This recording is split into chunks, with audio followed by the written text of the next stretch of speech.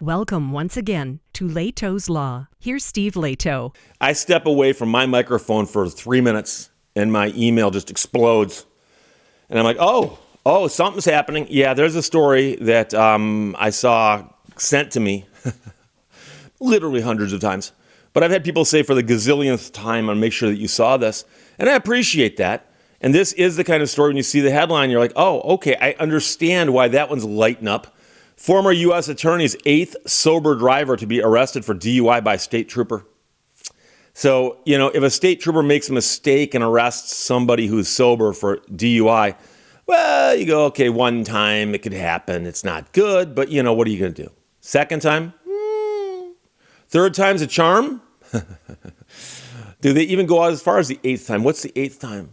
Besides just a royal screw-up. So WSMV out of Tennessee ran the story. Jeremy Finley wrote that. They've got a program they're called WSMV4 Investigates, and they do a good job. Former U.S. attorney from Kentucky is the latest sober driver to be arrested by a state trooper. And it's the same guy, the same state trooper. So a former U.S. attorney from Kentucky. Last week, the TV station reported that they discovered 7 sober drivers had all been arrested by this trooper. Now they found an 8th because after the story aired, a former U.S. attorney contacted WSMV4 to say she too had been arrested by that trooper. And she said, I think I'm 8 people too many. She was arrested last November after getting into a minor accident with a Franklin police officer. And some people might who are skeptics, look at that and go, gee, I wonder if that had anything to do with it. The arrest reports that somebody called in the state police and this trooper showed up, and he wrote in his report that the attorney had bloodshot, watery eyes and appeared to be impaired. And so she said to him, keep in mind, I'm 71 years old. I've been in a wreck. I felt like I was doing really well on the field sobriety test. And I felt like my friend with me felt the same way. TV station asked her why her friend decided to record the arrest on her phone. And she said, I think she was so shocked that I'd even been arrested and that I was even doing it. So the attorney had served as a U.S. attorney in Louisville, and that after her arrest, she was handcuffed to a wall in the jail. And I've watched a lot of arrest videos, and it's not a fun process to go through. I can tell by watching it. I've never been arrested, but I've watched it on YouTube. And they treat you like a criminal because they're accusing you of having committed a crime. She said shock was the first reaction, trauma, and the trauma lasted for months because it took months for it to be resolved. Her blood work later came back showing no alcohol, no drugs, but there were traces of a sleep medication she had taken the night before. So the charges were dropped, but they nolla prosequi. I'm not sure how to put it in the past tense, but it's called a nolla prosequi, where they choose simply to drop the charges. And the implication almost always is that they're admitting they've got nothing. We got nothing. So if you're being sued and you do nothing, that's default. If you're the prosecutor and you got nothing, you do the nolla prosequi. So that's pretty much them saying, yeah, we got nothing. So the TV station asked, I'm wondering what you think the THP should do. And the former U.S. attorney said, I know they've got a problem person. So she is now the 16th sober driver identified by this TV station to be arrested by a state trooper for DUI. So there's 2 different things we're talking about here. One is simply sober drivers arrested for DUI by state troopers in Tennessee. The second thing we're talking about is one particular trooper they know of who has arrested 8 people for DUI who were sober. Now, the TV station asked the governor if he felt the Tennessee Highway Patrol ought to review its DUI investigation methods. And the governor says, I think we have, in fact, put in place this past year a requirement from the TBI, the Bureau of Investigation, to provide transparency on those cases. I think it's the first step, transparency. Well, transparency is a good thing, but if you say, hey, look, we'll let you watch while we continue making mistakes, So the governor is referring to a new state law prompted by the TV station, which will require the TBI to gather all the sober drivers arrested for DUI and the police agencies that arrested them. But the report won't include cases like this former attorney's case, the U.S. attorney, because she was arrested last November.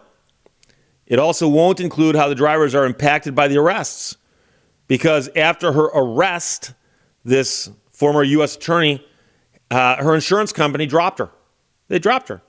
So she called the insurance guy, and I said, is this because of the DUI? He goes, yes. The arrest for the DUI caused her to lose her insurance. So after the charges were dropped, her insurance was reinstated, but it was a mess there for a little while.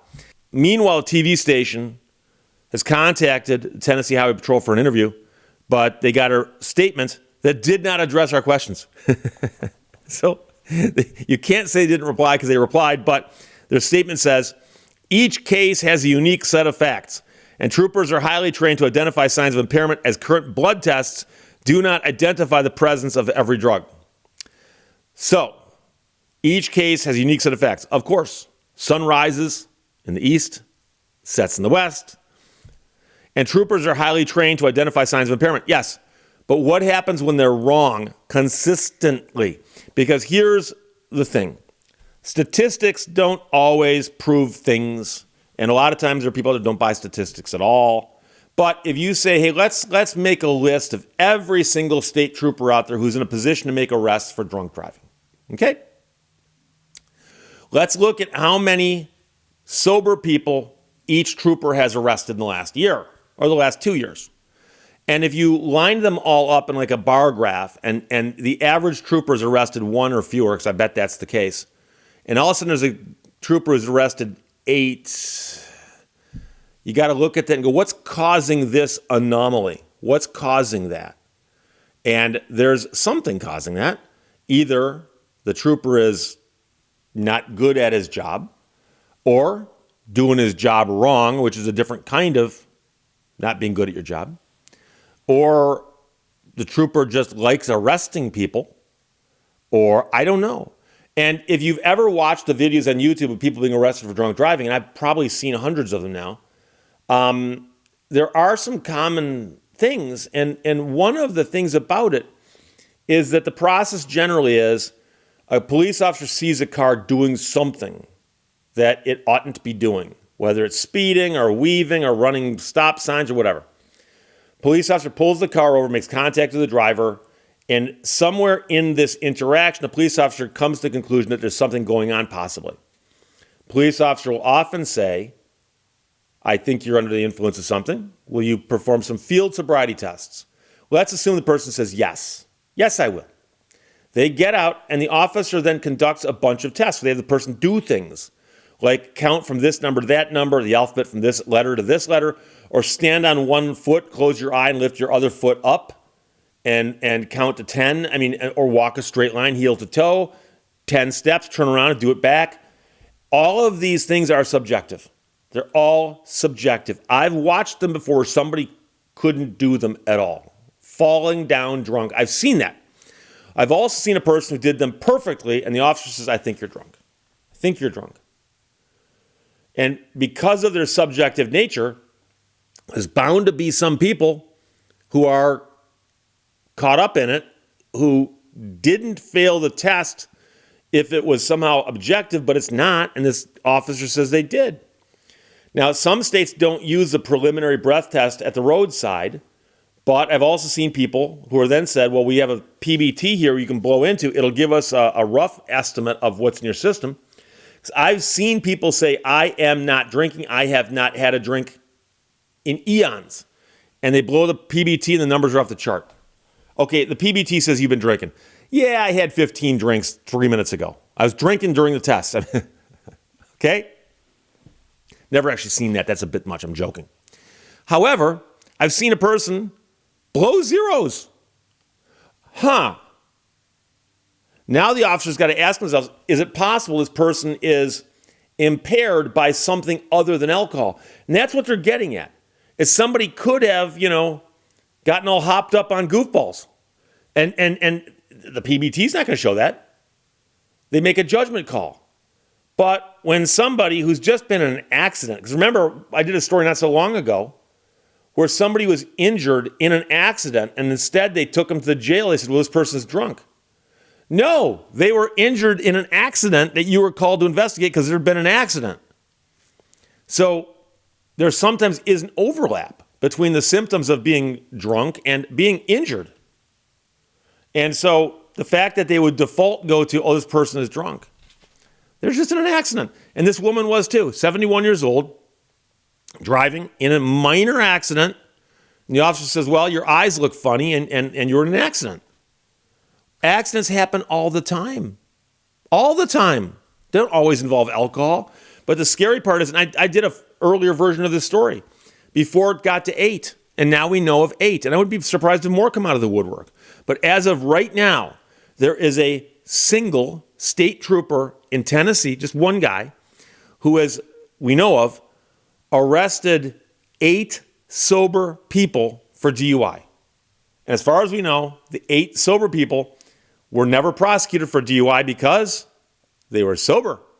And so there is a problem there. We'll see what they do about it, if anything. But Jeremy Finley wrote that for WSMV, and a lot of people sent it. Thank you very much. Questions or comments, put them below. Let's talk to you later. Bye-bye. Thank you for watching Lehto's Law. I can't change the direction of the wind, but I can adjust my sails to always reach my destination.